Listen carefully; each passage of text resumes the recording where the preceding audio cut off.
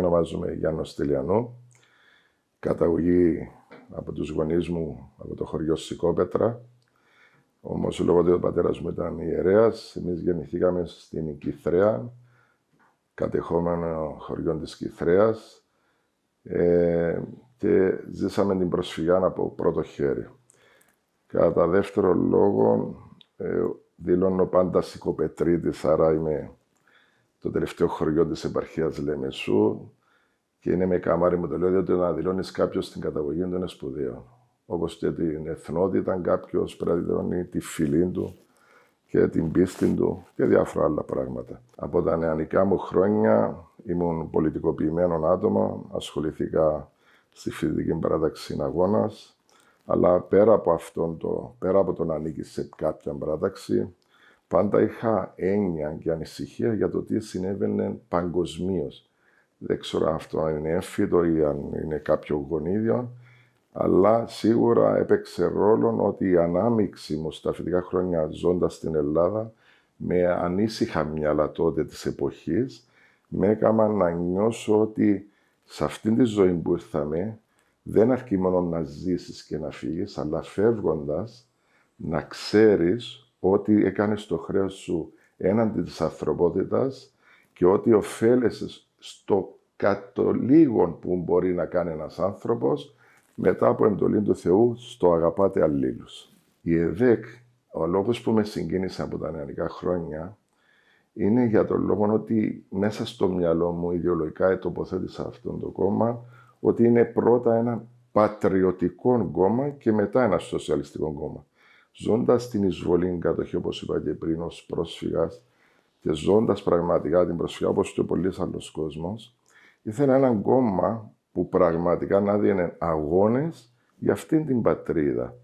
Δεν ξέρω αν είναι βάση εκλογικού ποσοστού που έπρεπε να παίξει ρόλο. Δεν ήταν αυτή η έννοια μου.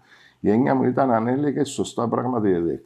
Όταν έμαθα την ιστορία της ΕΔΕΚ με την Τουρκο-Ανταρσία, όταν έλαβε μέρος στον απελευθερωτικό αγώνα, όταν γνώρισα ότι ο Λυσσαρίδης ήταν ο εκπρόσωπος του πολιτικού τομέα τότε στις συνθήκες της Δίρυχης, όταν η ΕΔΕΚ πρώτη έδωσε αίμα για να μπορέσουμε στο πραξικόπημα να αντισταθούμε σε όλους αυτούς τους φασίστες που έφεραν την καταστροφή στον τόπο, αυτά τα πράγματα με συγκίνησαν.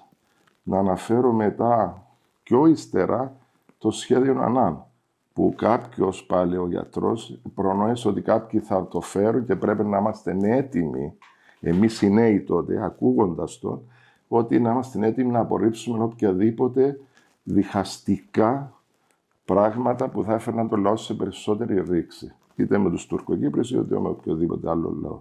Σήμερα τα σοσιαλιστικά κόμματα, ειδικά στην Ευρώπη, προσωπικά θα πω, παρόλο που προέρχομαι από έναν τέτοιο χώρο, με έχουν απογοητεύσει.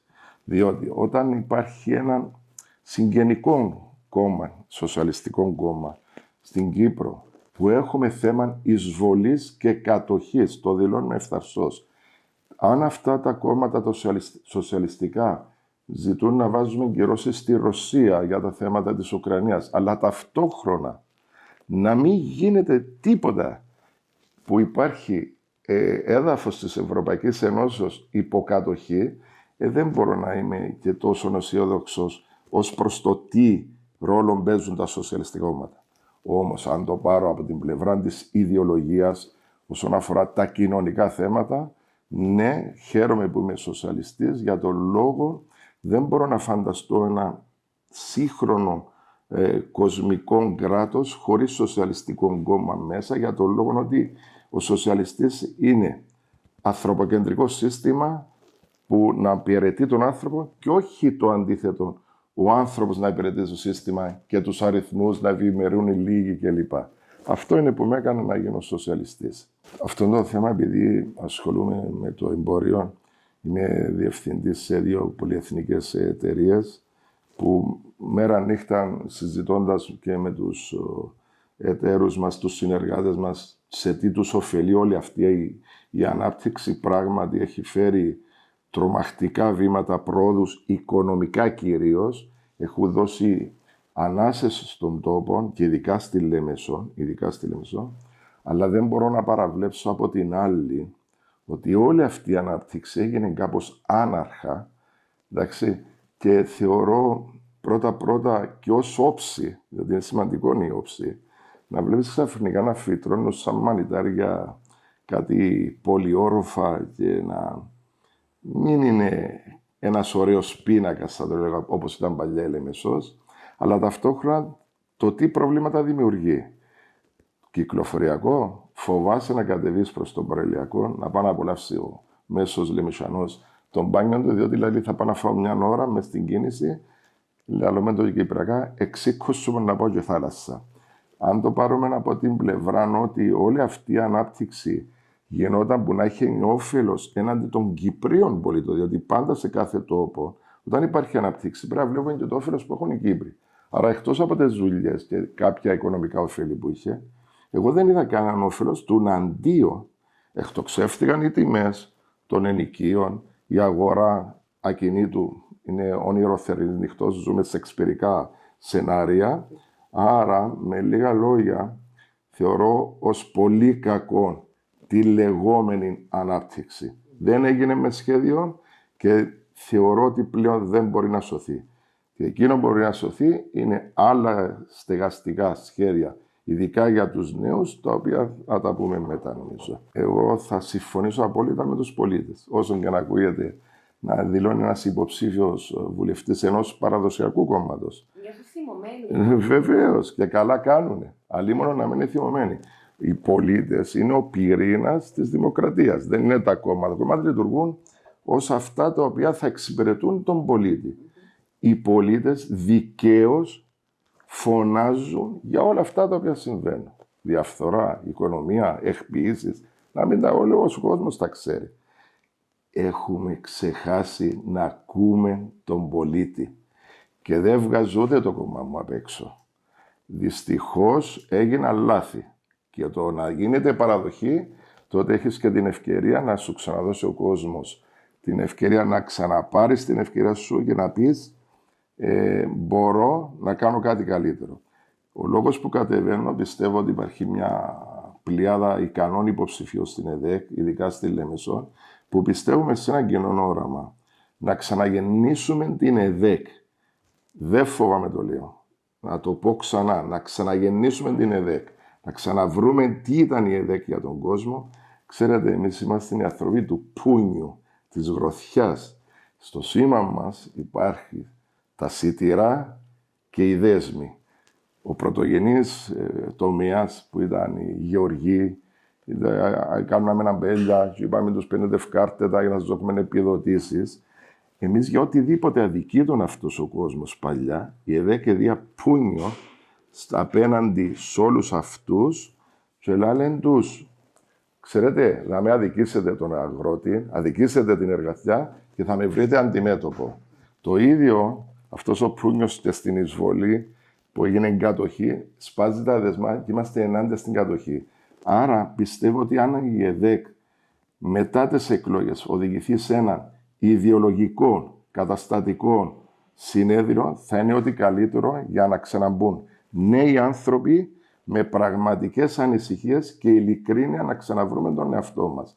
Θεωρώ ότι ο κόσμος πρέπει να μας δώσει μια ευκαιρία, γιατί πολλοί θα χαίρονταν σε αυτήν τη Βουλή να μην υπάρχει ένα ιστορικό πατριωτικό κόμμα που εκράτησε την Κυπριακή Δημοκρατία. Θα ήθελαν πολλοί να μην είναι τροχοπέδι στα σχέδιά τους, ειδικά τα ξενόφερτα, να μην υπάρχει μία ΕΔΕΚ. Άρα δώστε μας την ευκαιρία να τους λέμε και είμαστε εδώ, υπόσχεση. Ξαναγεννάμε την ΕΔΕΚ μετά τις εκλογές, ενωμένοι όλοι μαζί. Θεωρώ ότι το Κυπριακό, το ζούμε όλοι, έχει μπει σε μια καλένδα, έχει μπει στο σιρτάρι, στο χρονοτούλαπο. Θεωρώ ότι όλο αυτό το οποίο γίνεται εδώ και πάρα πολλά χρόνια γίνεται στη βάση μιας λάθος προσπάθειας για λύση διζωνικής δικοινοτικής ομοσπονδία. Εμείς ως ΕΔΕΚ το δηλώσαμε με απόφαση συνεδρίου. Είμαστε αντιδιζωνικοί. Δηλαδή δεν θεωρούμε ότι αυτή η λύση θα υπηρετήσει και τους Τουρκοκύπριους και τους Ελληνοκύπριους. Άρα το να λέμε ότι το Κυπριακό είναι εκεί και πρέπει να λυθεί πάσα θυσία τώρα, εμάς δεν μας ικανοποιεί. Αν θα λυθεί βάσει διεθνές δικαίου, αλλά στη λύση όχι ενός εχτρώματος. Διότι το σχέδιο ΑΝΑ που ήταν βασιζόμενο σε αυτό και ο λαός απάντησε ήταν βάση στο ότι θεωρήσαν το σχέδιο ΑΝΑ ως έναν έχτρωμα.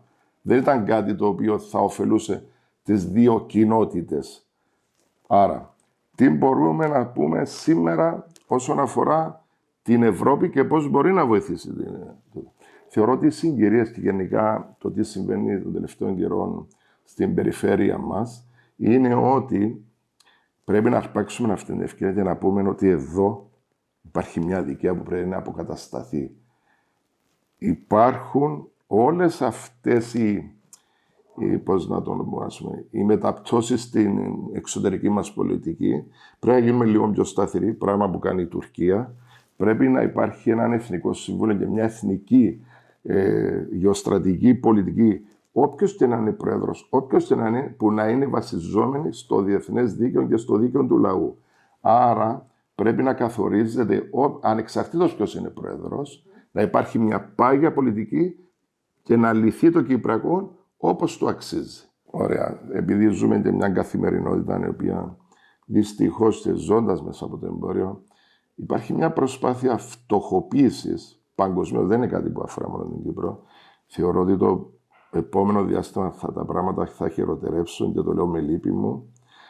Εμείς, σαν Σοσιαλιστικό Κόμμα, ήδη το έχω δηλώσει και στην Κεντρική Επιτροπή και στην Επαρχιακή Επιτροπή, την οποία είμαι ως μέλος, ότι πρέπει να σταθούμε δίπλα σε αυτούς που πραγματικά θα πονάνε.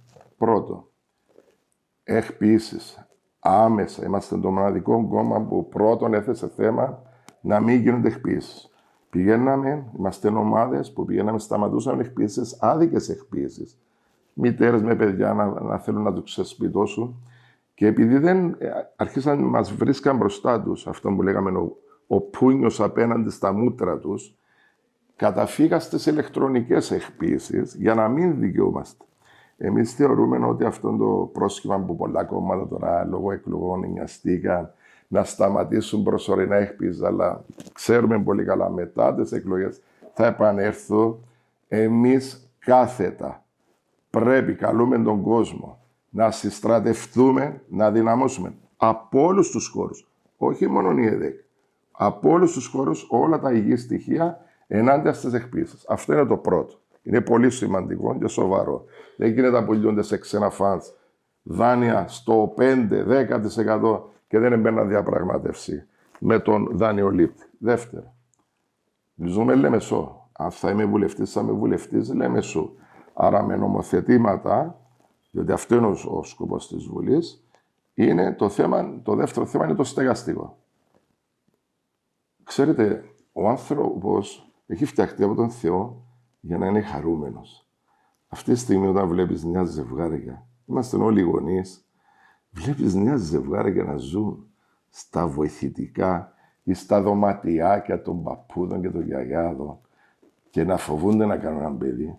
Αυτό λυπάται και ο Θεός, διότι βλέπει τα παιδιά του, που είμαστε όλοι παιδιά του, να υποφέρουν, να έχουν χάσει την ανθρώπινη αξιοπρέπεια, δέχονται έναν εξευτελισμό να πηγαίνουν στους γονείς. Δώσ' μου 10-20 ευρώ να τα βγάλω πέρα, ήρθε ένα μωρό να πιάω πάμπερς. Αυτά τα ξέρουμε όλοι. Είμαστε λίγο υποκριτές ότι ζούμε στη Λεμεσό, στην ωραία πόλη. Η ωραία πόλη πρέπει πρώτα να είναι ωραία οι άνθρωποι τους και να ζουν ωραία. Εάν ευημερούν τα νούμερα, οι δείχτες, οι πολυκατοικίες, οι ουρανοξύστες, εμένα προσωπικά και το δηλώνω, εάν εκλεγώ, δεν με ενδιαφέρουν ούτε τα κτίρια σας ούτε τίποτε.